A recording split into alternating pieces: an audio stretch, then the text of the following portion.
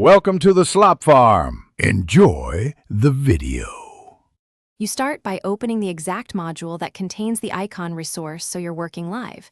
This saves time and prevents mismatched resources.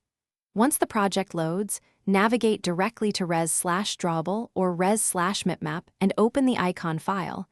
If it's a vector drawable XML, you can edit tint properties. If it's an image, prepare a tintable version. Make sure you have a backup or use version control before editing, because replacing assets is irreversible unless you revert. Now implement the actual color change in code. Find the image view in your layout and call setImageTintList with context compat. Get color state list or use set color filter for older APIs. Once done, retrieve colors from colors. XML for consistency across themes and dark mode. Make sure to handle stateful colors with a color state list when icons must respond to pressed or disabled states. If you use vector drawable, set tint on the drawable itself to keep behavior consistent across different. Finish by applying tint straight in XML when the color is static. Add Android, tint or app tint to your image view or set Android.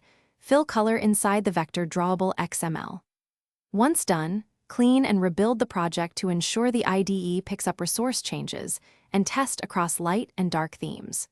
If the color doesn't update, make sure you're not overriding tint in code, clear caches, and verify no theme attribute or app compat tinting is blocking your change. This single check solves most issues. Thanks for watching. Consider subscribing if we helped you today.